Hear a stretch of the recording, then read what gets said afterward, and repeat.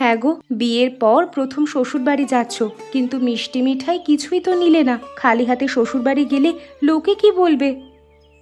আরে খালি হাতে যাচ্ছি কোথায়? দেখছো না, এক ব্যাগ কচুর শাক নিয়েছি। এটাই তো প্রকৃত খাবার।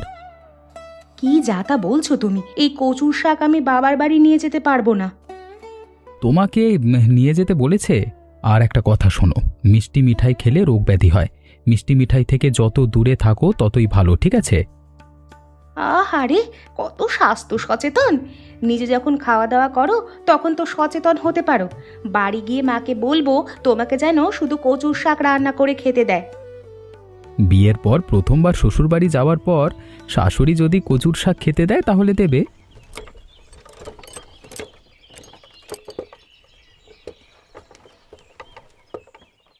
মা, দেখো আমরা চলে এসেছি।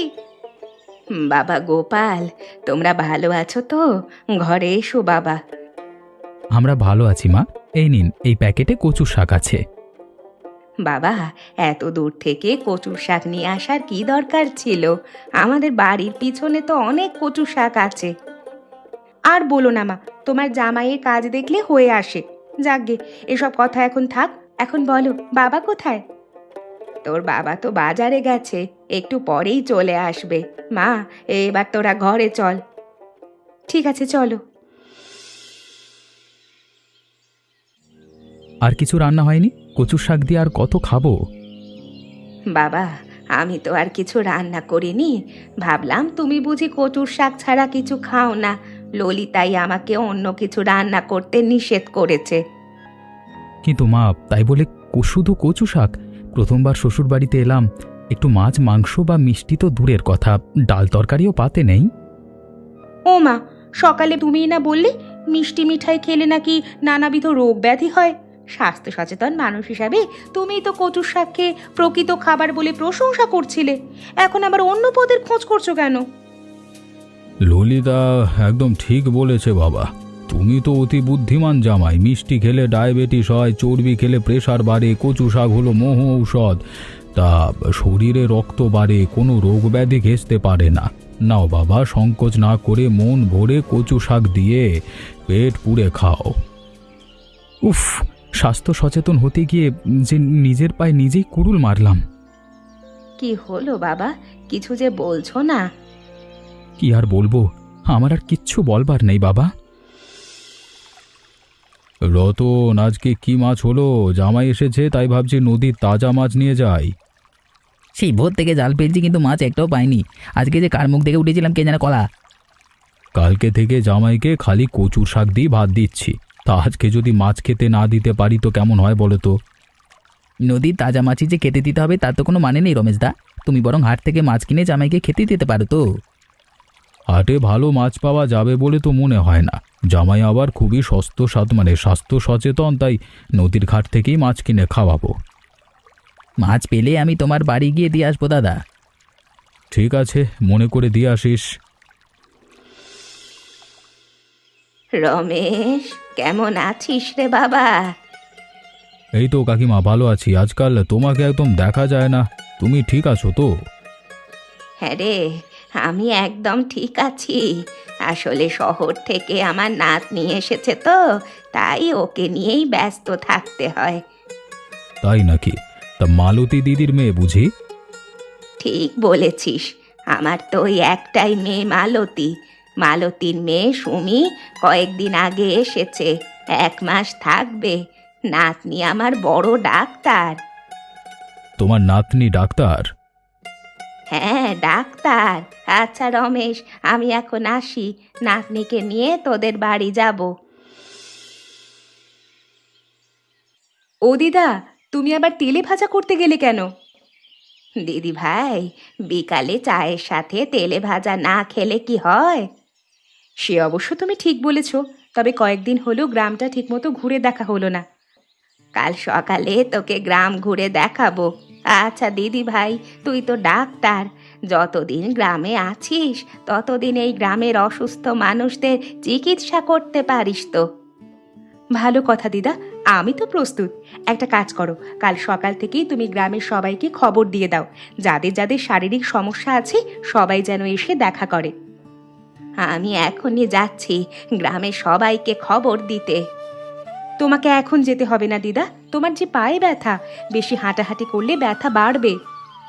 ঠিক আছে, আমি তাহলে কাল সকালেই যাব। শ্বশুরবাড়ি আর থাকা যাবে না, আশা থেকে কচুর শাক ছাড়া কিচ্ছু খেতে দিচ্ছে না। আমি যদি সাথে করে কচুর শাক নিয়ে না আসতাম তাহলে এমনটা হতো না, আমারই ভুল। ওই যে একটা মিষ্টির দোকান দেখা যাচ্ছে, যাই পেট ভরে মিষ্টি খেয়ে নিই। নতুন জামাই না? ও জামাই দিকে এসো, ও জামাই যাক, লোকটা যখন ডাকছে তখন নিশ্চয়ই মিষ্টি খেতে দেবে। আমি গ্রামের নতুন জামাই বলে কথা। জামাই বসো বসো বসো, তোমাদের মন খুলে কথা বলি। মনটা খোলো। কি আর গল্প করি বলুন তো? আচ্ছা জামাই, তোমার মতো স্বাস্থ্য সচেতন হই কেমন করে বলো তো? এই সকাল সকাল আমি মিষ্টি না গিলে পারি না। এই কতবার ভেবেছি মিষ্টি কাজ ছেড়ে দেবো, তারপর লোভ সামলাতে পারি না, কি বলবো তো? বুঝেছি, মিষ্টি আর খাওয়া হবে বলে মনে হচ্ছে না। ও নতুন জামাই কিছু বলছো না যে? ও বলো বলো বলো বলো না। না মানে বলছিলাম কি, মাঝে মাঝে মিষ্টি খেলে কিছু হয় না, আমিও মাঝে মাঝে মিষ্টি খাই। তাই নাকি? কিন্তু তোমার শ্বশুরমশাই সেদিন বললো তুমি নাকি অনেক বেশি স্বাস্থ্য সচেতন। আচ্ছা, অনেক কথা হলো, আমি এবার আসি। হ্যাঁ, আমাকে না খেয়ে মরতে হবে দেখছি, আজকেই বউকে নিয়ে চলে যাব। ললিতা মা, আমরা যা করছি ঠিক হচ্ছে না। জামাইকে এবার ভালো মন্দ খাওয়ানোর দরকার। রোজ রোজ কচুর শাক দিয়ে খেতে কার ভালো লাগে বল? তোমার জামাইয়ের একটা শিক্ষা হওয়া দরকার মা। যতদিন এই বাড়ি মিষ্টি মিঠাই কিনে নিয়ে আসবে না, ততদিন ওকে কচুর শাক দিয়েই খাওয়ানো হবে। আজকে তোর বাবাকে মাংস নিয়ে আসতে বলবো, এভাবে তো আর চলতে পারে না। ওগো, বাড়ি চলো, এখানে আর আমি থাকবো না। মানুষ শ্বশুর বাড়ি আসে ভালো মন্দ খেতে, আর আমাকে রোজ রোজ কচুর শাক খেতে দেয়, ভাল লাগে না। এমন শ্বশুর বাড়ি আমি আর কোনোদিন আসবো না। তোর বাবা, তুমি এইভাবে চলে যেতে পারো না বাবা। কচুর শাক তুমি পছন্দ করো বলেই তোমার জন্য রোজ রান্না করি। আজকেই তোমার বাবাকে মাংস আর মাছ নিয়ে আসতে বলবো। দরকার নেই মাছ আর মাংস কেনার মা, বাজারের মাছ মাংসে আবার অনেক ভেজাল আছে। এই তোমার জন্যই ভালো মন্দ খাওয়া আর হয় না। আর শোনো, তুমি যদি আমার সাথে না যাও আমি একাই চলে যাব। বাবার বাড়ি আর কবে আসবো ঠিক নাই, আরও কিছুদিন থেকে যাই না। ওগো, তুমি এভাবে রেগে যাচ্ছ কেন? আমি বলে দিলুম, আজকে যদি মাংস ভাত খেতে না দেওয়া হয় আমি এক মুহূর্তে আর এ বাড়িতে থাকবো না। জামাই রেগে গেছে। রেগে যাক, ওর শিক্ষা না হওয়া অবধি কচুর শাক খাওয়ানো বন্ধ হবে না। কি সুন্দর গ্রাম! এই গ্রাম ছেড়ে তো আমার একদম যেতেই ইচ্ছা করছে না। ভাবছি আর 1 মাস থেকে যাব। কে ছেলেটা? খুবই চেনা চেনা মনে হচ্ছে। ও মা, এ তো দিনেশ। এই দিনেশ, এদিকে এসো। সুমি, তুমি এখানে? এনে তুমি কি করছো? আমারও তো একই প্রশ্ন, তুমি এখানে কি করছো? গ্রামের হাসপাতালে আমার পোস্টিং হয়েছে, বলতে পারো এখন থেকে আমি এখানেই থাকবো। এবার তোমার কথা বলো। এখানে তো আমার দিদার বাড়ি, 1 মাসে ছুটি নিয়ে এসেছি। ভাবছি আরও 1 মাস ছুটি নিব। কতদিন পরে তোমার সাথে দেখা হলো, ডাক্তারি পাশ করবার পর আর তোমাদের দেখা হয়নি। তোমার সাথে দেখা হয়ে খুব ভালো লাগছে গো। সে আর বলতে। আচ্ছা, তুমি থাকছো কোথায়? চাইলে তুমি কিন্তু আমার দিদার বাড়িতে থাকতে পারো।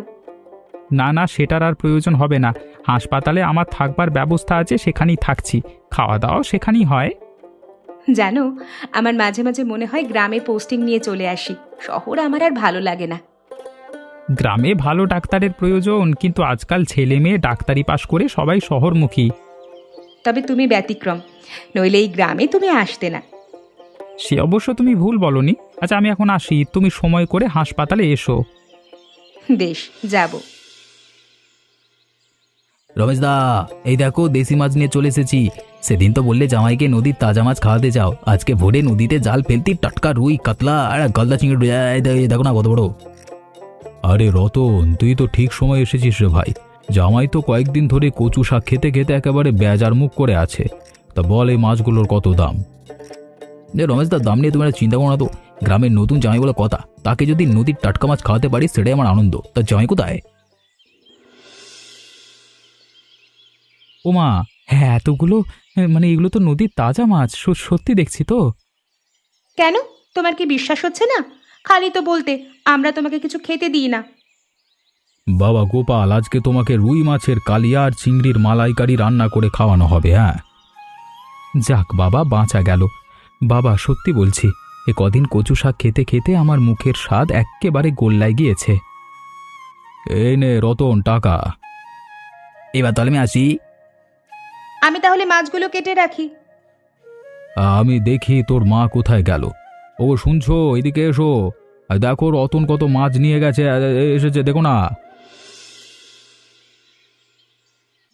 ও মা গো, এ কি সর্বনাশ হলো! মাছের কালিয়া আর চিংড়ির মালাইকারি গেল কই? রান্নাঘরের দরজাও তো দেওয়া ছিল। কি হয়েছে মা? তোমার জামাই কিন্তু খিদে ছটফট করছে, তাড়াতাড়ি খাবার বাড়ো। বাড়বো কি করে ললিতা, কড়াই তো পুরো ফাঁকা, এক টুকরো মাছও যে নেই। তুই কি মাছ রান্নার পর অন্য কোথাও রেখেছিলি? কি বলছো কি মা তুমি? আমি তো নিজের হাতে রুই মাছের কালিয়া আর গলদা চিংড়ি কড়াইতে রেখে ঢাকনা দিয়ে ঢাকা দিয়ে গেলাম। আমি তো এর কিছুই জানি না। বিড়াল ঠুকে খেয়ে গেল নাকি? বিড়াল খেলে তো কড়াই উল্টে থাকতো, ঝোল পড়ে মেঝেতে একাকার হতো। এ তো একেবারে চেঁচে পুছে সাফ করে নিয়ে গেছে। এখন আমি জামাইকে পাতে কি দেবো বলতো? এমনিতেই জামাই রেগে মেগে একাকার। আজকে মাছ মাংস না পেলে তো এ বাড়ি ছেড়ে একেবারে চলেই যাবে। যাকগে মা, এখন তো আর রান্না করা মাছ ফেরত পাওয়া যাবে না। যা হয় একটা করো মা, আমিও তোমার সাথে হাত লাগিয়ে কাজ করি। ভাজা মাছ কি কয়েক টুকরো আছে? না রে মা, এক টুকরো মাছও নেই। সব মাছ তো রান্না করেছিলাম। তাহলে এখন কি হবে? জামাইকে তো আর খালি পেটে বসিয়ে রাখা যায় না। চল গিয়ে দুটো কচু শাক তুলে নিয়ে আসি। জামাইয়ের কপালে আজকেও কচু শাকই লেখা আছে। বুঝতে পারছি জামাই আজকে অনেক রেগে যাবে। রেগে গেলে আর কি করা যাবে মা? আমরা তো আর ইচ্ছে করে মাছ সরিয়ে রাখিনি। দিদা, আমার জন্য তেলে ভাজা করে এনেছো বুঝি? সত্যি বলতে তোমার হাতে তেলে ভাজা খেলে আর অন্য কিচ্ছু খেতে মন চায় না। না রে দিদি ভাই, এ তো তেলে ভাজা নেই। দুপুরে মাংস রান্না করেছিলাম না, তাই একটু তুলে রেখেছিলাম। তুই দিনেশ দাদুর জন্য নিয়ে যা, ছেলেটা কি খায় না খায়। ও বাবা, তুমি আবার দিনেশের জন্য এত চিন্তা করো? চিন্তা হবে না, ও তো তোরই বয়সী। বাবা মাকে ছেড়ে এই গ্রামের মানুষের চিকিৎসার জন্য আছে। ওর ভালো মন্দ যদি আমরা না দেখি তাহলে কে দেখবে? ঠিক আছে দিদা, আমি নিয়ে যাচ্ছি। দাও, আমার কাছে দাও। সুমি, তুমি? বিরক্ত করলাম তাই না? এই নাও, তোমার জন্য খাসির মাংস দিদা পাঠিয়েছে। বিরক্ত করবে কেন? তুমি আসাতে বরং খুশি হয়েছি। মাংস এনেছো যখন রাতে জমিয়ে খাওয়া হবে। যাক, ভালো লাগলো। আমি তাহলে তোমার জন্য মাঝে মাঝে খাবার নিয়ে আসতে পারি? তুমি মাঝে মাঝে খাবার নিয়ে আসলে আমি কিন্তু এখানকার খাবার আর খেতে পারবো না। হ্যাঁ হ্যাঁ হ্যাঁ। ঠিক আছে, তাহলে রোজ দিয়ে যাব। আরে আমি তোমার সাথে মজা করলাম। আচ্ছা তুমি দাঁড়িয়ে আছো কেন? বসো। না না, আজকে আমি আসি, পরে আবার দেখা হবে। আগামী রবিবার বিকেলে আমার সাথে দেখা করো, কেমন? বেশ, করব। আসি তাহলে। এত অপমান নিয়ে আর শ্বশুর বাড়ি থাকা যায় না। দেশি মাছ রান্না করেও আমাকে খেতে দেওয়া হয়নি। বাবা, বাবা রাগ করো না। আমরা ইচ্ছে করে এমনটা করিনি। ওই পাড়া থেকে একটা কালো বিড়াল এসে মাছ খেয়ে গেছিল। ওগো, বাবা খাসির মাংস কিনতে গেছে। আজকে তোমাকে খাসির মাংস দিয়ে ভাত দেওয়া হবে। তোমাদের কথা আমি বিশ্বাস করি না। বাবা খাসির মাংস ঠিকই নিয়ে আসবে, কিন্তু তোমরা বলবে বিড়ালে খেয়ে গেছে। আমি চললাম বাড়ি। ওমা, আমিও যাই, তোমার জামাইয়ের রাগ ভাঙাতে হবে। এই দেখো, আমি খাসির মাংস আর ইলিশ মাছ নিয়ে এসেছি। ভালো করে ঢাকনা দিয়ে রাখবে, আজকে যেন বিড়ালে খেয়ে না যায়, ঠিক আছে? জামাই তো রাগ করে চলে গেছে, আর আসবে না কোনো দিন। কি বলছো তোমরা? কখন গেছে? এই তো মাত্র গেল। তোমরা রান্নার আয়োজন করো, আমি এখনই জামাইকে ফিরিয়ে নিয়ে আসছি। মা চলো, আমরা রান্না করে গিয়ে আজকে রান্না করে আমি খাবার চৌকি দেব, যাতে বিড়ালে খেয়ে না যেতে পারে। ঠিক আছে মা, চল। তুমি একা কেন? জামাই কোথায়? জামাইকে পেলাম না। আমরা সত্যি জামাইয়ের সাথে অনেক অন্যায় করে ফেলেছি। বাবা, ওকে শিক্ষা দিতে গিয়ে কি ভুলটাই না করলাম। তোমার জামাই মানুষটা কিন্তু খারাপ না। হ্যাঁ রে মা, আমি জানি গোপাল অনেক ভালো মানুষ। তুই মন খারাপ করিস না, সব ঠিক হয়ে যাবে।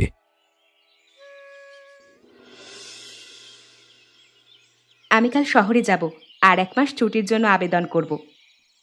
আচ্ছা সুমি, তুমি গ্রামে ট্রান্সফার হওয়ার চেষ্টা করো না, আমরা দুজনে মিলে গ্রামের মানুষের চিকিৎসা করব।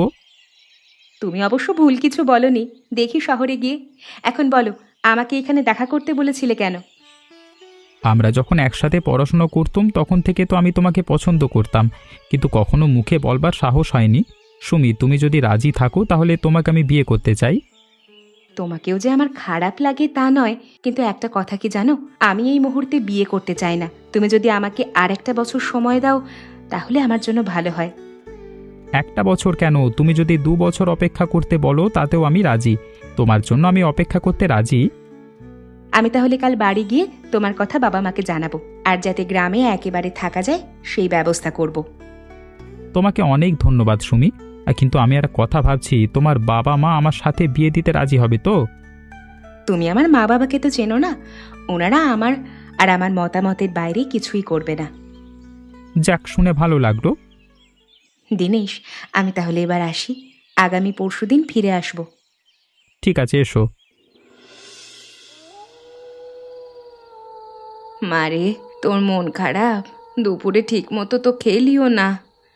আমার কিছু ভালো লাগছে না মা, সকাল হলে চলে যাব। কখন যে সকাল হবে? সব ওই কালো বিড়ালটার জন্য হয়েছে। ওই পাড়ায় বলে এসেছি বিড়ালটা যেন আর এই পাড়ায় না আসে। ওমা জামাই যে, বাবা তুমি এসেছো, খুবই ভালো হয়েছে। হাতে ওই সব কি বাবা? মা, আমি মিষ্টি মিঠাই মাছ মাংস সব নিয়ে এসেছি। এখন থেকে শ্বশুর বাড়ি আসলেই এগুলো সাথে করে নিয়ে আসবো। এত কিছু নিয়ে আসার কি দরকার ছিল বাবা? বাবা তুমি হাত মুখ ধুয়ে বসো, আমি তোমার জন্য খাবার নিয়ে আসি। এই নাও ইলিশ মাছের মাথা, মন ভরে খাও। ওরে বাবা, এত বড় মাছের মাথা আমি খেতে পারবো না, তুমিও আমার সাথে খাও। আমি এখন খাবো না, তুমি খাও তো। সত্যি তোমার সাথে অনেক অবিচার করা হয়েছে, আসলে আমারই দোষ। মাকে দিয়ে রোজ কচুর শাক আমিই রান্না করাতাম। আমার অনেক দোষ আছে, নতুন জামাই হয়ে শ্বশুর বাড়ি কচু শাক নিয়ে আসা উচিত হয়নি। যাক, যা হওয়ার হয়ে গেছে, ওই সব মনে করে আর কি হবে বলো?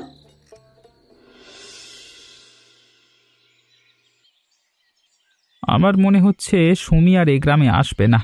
কয়েকদিন হয়ে গেল ওর কোনো খোঁজ খবর নেই। একদিন পরে আসবার কথা ছিল, নাকি এসে আমার সাথে দেখাও করছে না। দিদা, বাড়িতে আছো?